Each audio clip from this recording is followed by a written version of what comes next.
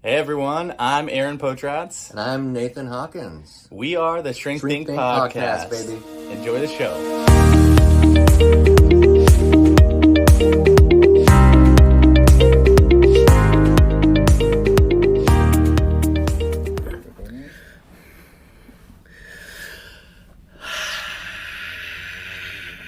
I'm like a kitty cat.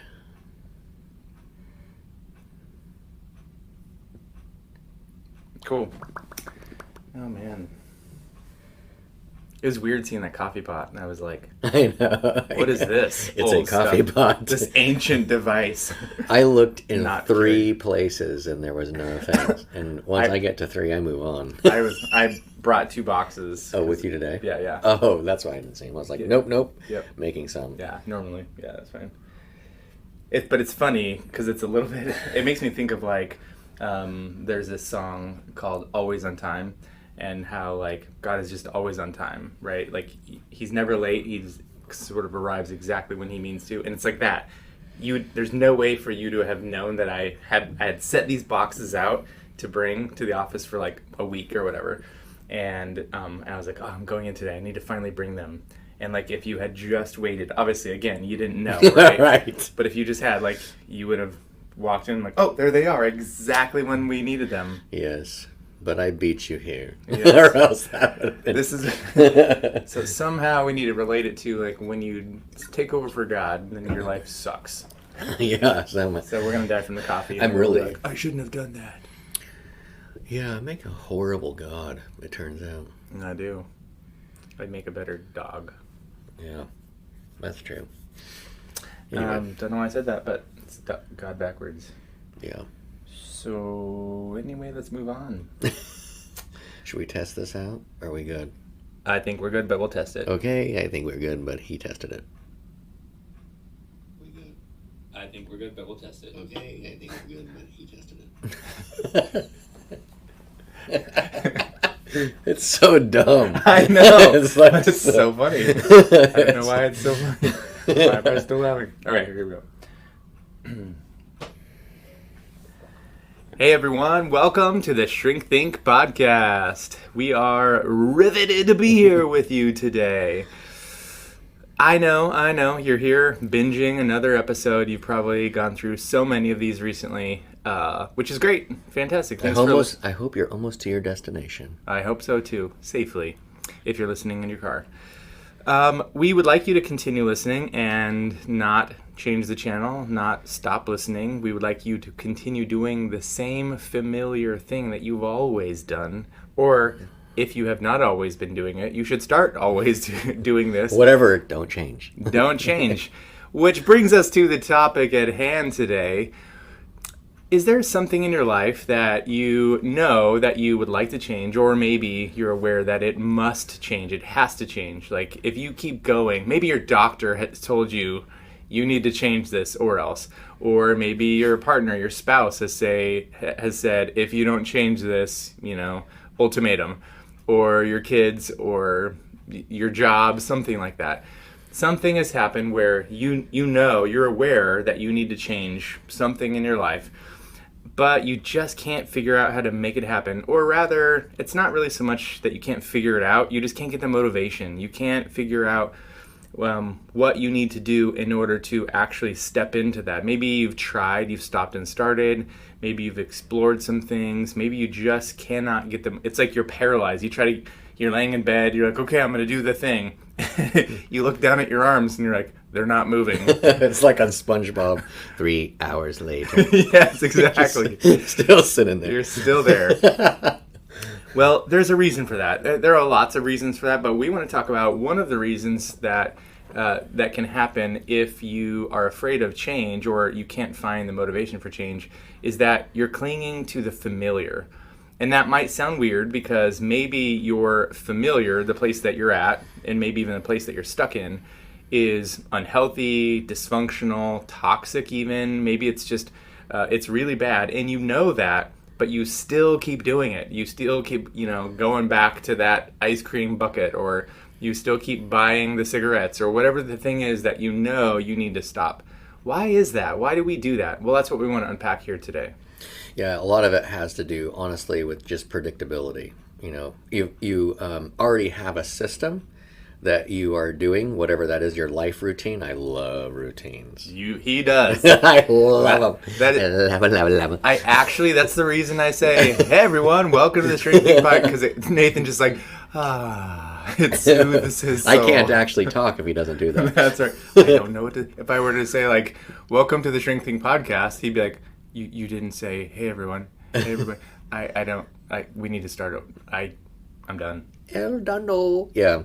So routines are different, but they are hard to change. But it's not like, it doesn't come from a fear. It comes from more like I probably need to do X, Y, Z differently, like organize whatever.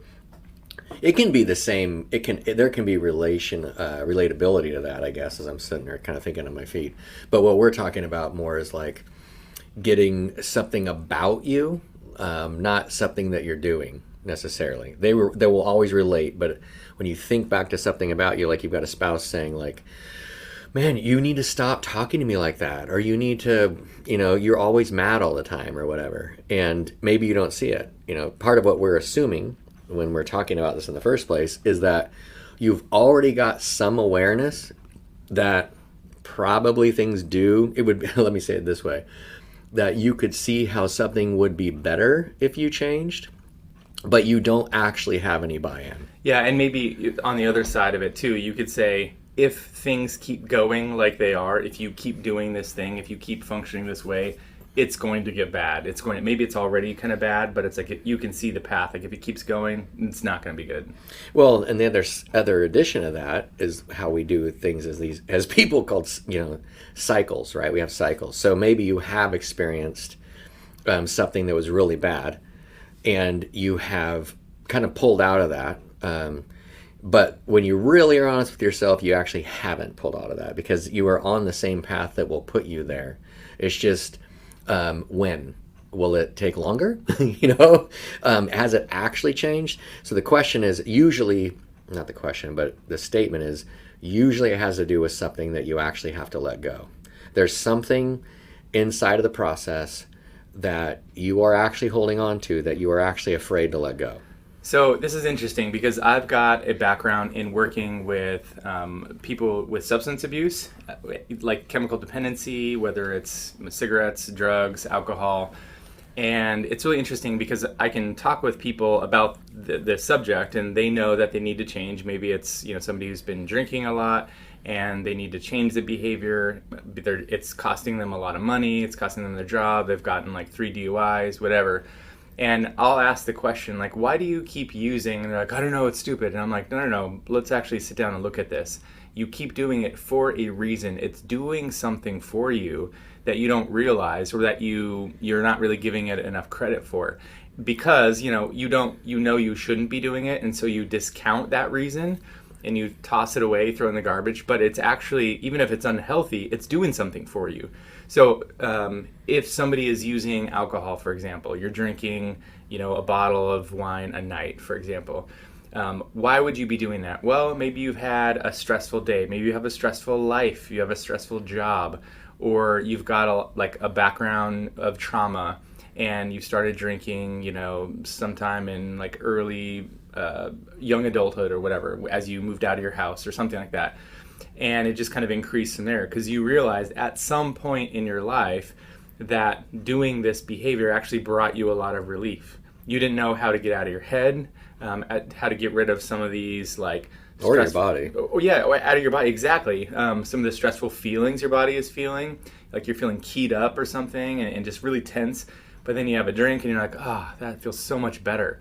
And you just have gone back to that thing over and over again because it's giving you a sense of relief or calm in your body or in your mind that you haven't been able to find anywhere else. So you do this behavior even though it's dysfunctional or unhealthy. It's familiar and it's served a purpose in your life. And now to think about going without it, it's like, well, wait a minute, how am I supposed to go out in the world without my security blanket?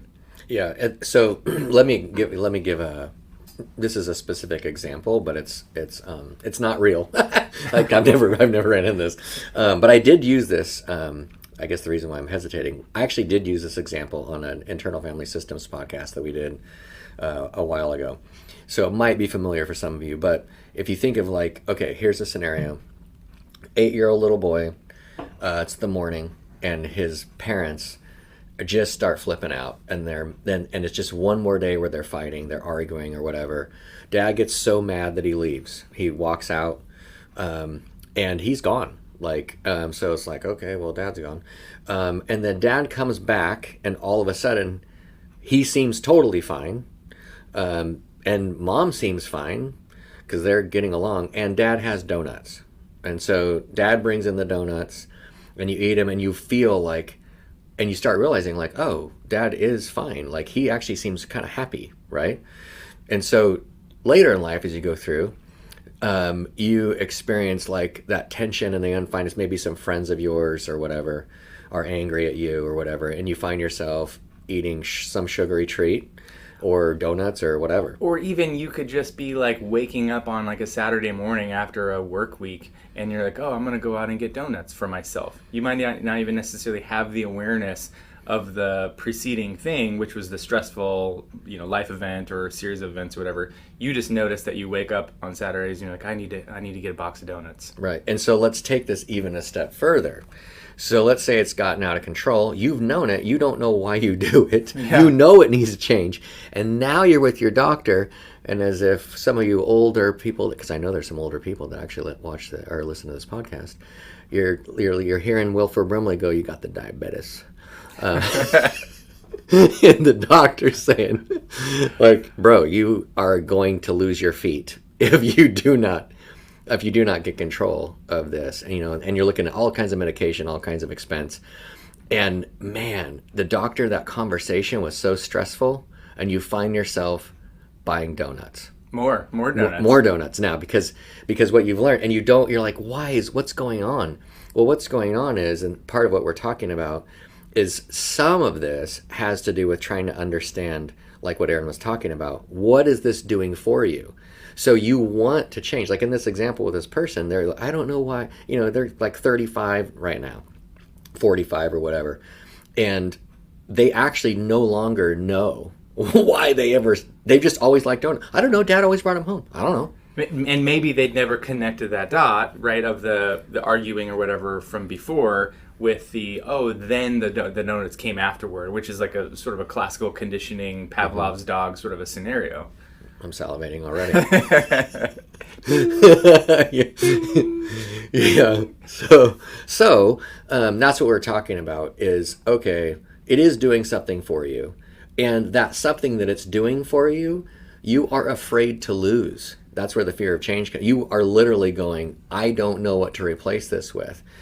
Part of this thing is, though, I'm not going to give up the show here. But the reality is that whatever it's doing for you is probably going to not be that big of a deal, honestly. Yeah, but like we're saying, if this has been something that's been in your life for some period of time, and even it's been there through some difficulty, and essentially you've come out of that, or you've come through it and you're okay now, you're better, you might look at that thing as, and you wouldn't necessarily do this on your own, but with a therapist we could help you to see this, which is why I'm commenting on it now.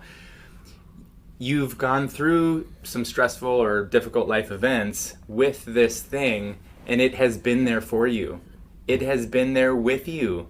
It has been a friend and a companion. So, in a certain sense, going through life without it is like going through life alone, going through life in a way that you have not known before. And that also is the other side of this coin, which is, so one side is like, this thing is really familiar, it's really comfortable, it's predictable, it's safe, even if it's unhealthy. On the other side of it, what we're saying is, if I were to let go of that, now I'm afraid of change because I'm afraid of walking through life without it. I don't know who I am without it. I don't know how to do things differently in a way that doesn't include that thing, or that just requires me to be different or whatever. And it's like, okay, let's just go back to the donuts, right? Because it's easy, it's familiar. I know what to do with it. Well, and that's part of this is accepting that. Part of it's just accepting, like, yeah, you don't know. Because what's happening in the chemistry during that time of the association of as Aaron's talking about not feeling alone, is that that's true. You actually don't feel alone. Because when that's happening, you're not actually feeling. Which means how the crap would you actually know what you feel? Because you're not feeling. And to complicate this a little more, if you change, now you are feeling.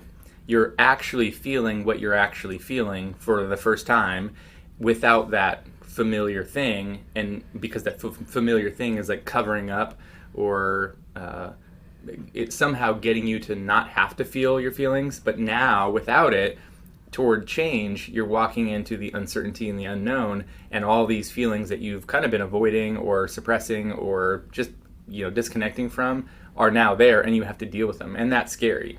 And the thing of it is that if you back up, it's not even necessarily. So one of the classic things in not developmental psychology, but therapy, like, getting your self-help book scenarios that, like, you're always trying to avoid something, or you just are trying to tune out or whatever. That's true, but except for the word always. Like if there's a lot of folks, if we take we're taking substances here, I guess, but if you go back, let's say that you're 18, 19, 20, and you have your first drink.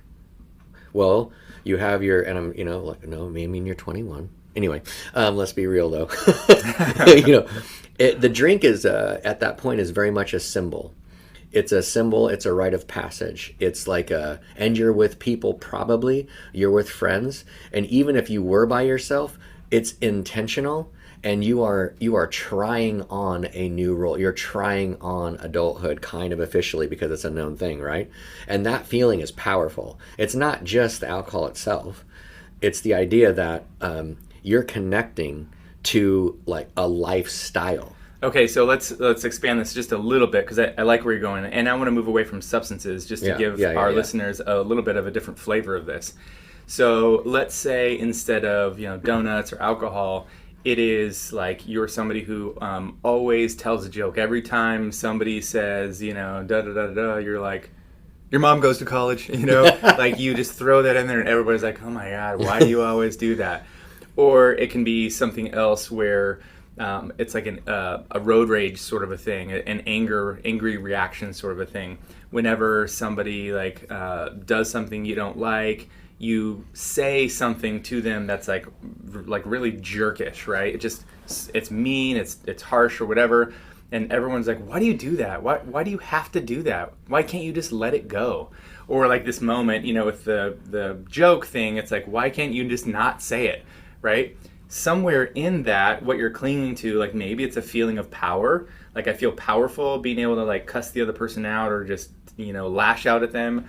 Or I feel funny. I feel like I'm important, or I'm special, or I'm noticed, or I'm whatever it is with this silly joke thing. I'm like, I can't let it go. I have to say it, right? You're clinging to that, and then the other side of it would be the fear of, if I don't say this, maybe the other person thinks that they can get away with this bad thing that they did. Or they won't like you. If I don't tell this joke, then people aren't going to like me. And again, that might be completely irrational, but it makes a lot of sense when you look at the familiarity cycle that you're going through. Yeah, it's what are you getting out of it? What is your humanity getting out of this thing? It's I guess one of the things that I'm hoping the takeaway is that it's probably actually pretty simple. It's probably something that you would totally disagree with from a standpoint of immature, right? If you, in my really donut example, if you're like, because I was 8 years old and my dad gave me donuts, that's why I do this crap. Seriously, I'd say, well, it was kind of a celebration that the argument was over, and everybody was still connected, and you could feel connected. It started there, yeah, and that's what it was. And let's look at how it has evolved over your life. Right. So it's not a diminishment of it, but I guess what my encouragement to you is that it's also you probably are overcomplicating it in your mind, because it probably has a much more straightforward start. Yeah, so two things as we round the corner for home here.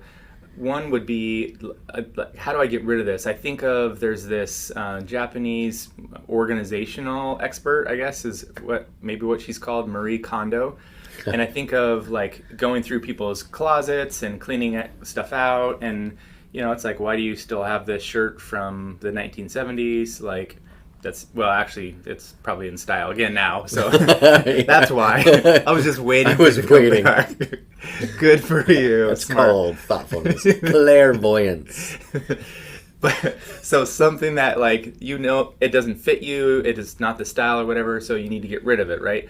And she will have this little ritual where you take it out and you take a moment where you kind of honor what it has done for you in your life, and you say thank you for those memories, thank you for how you've served me in your life, I don't need you anymore, goodbye, I'm letting you go. So like the donut habit or the box of donuts could be something like that. As silly as that sounds, taking some time to actually honor, wow, you got me through this stressful life event when I was 8 years old and through all this like early childhood. And then there was this time when I was in high school and I was like breaking out on my face, and donuts, you were there for me, you got me through that.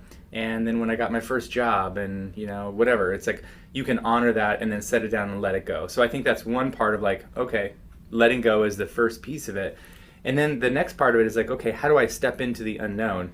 And I think about this all the time. Anytime I am going somewhere new or doing something different that I've never done before, initially it seems scary, but I like to remember there are places that I go and things that I do that are so familiar to me now that were once completely new. Like I remember going, I think it was like starting a new job somewhere, and like there was this building and I didn't know anybody, I didn't know any of the systems or the procedures or whatever. I didn't even know how to get there, so traffic and parking.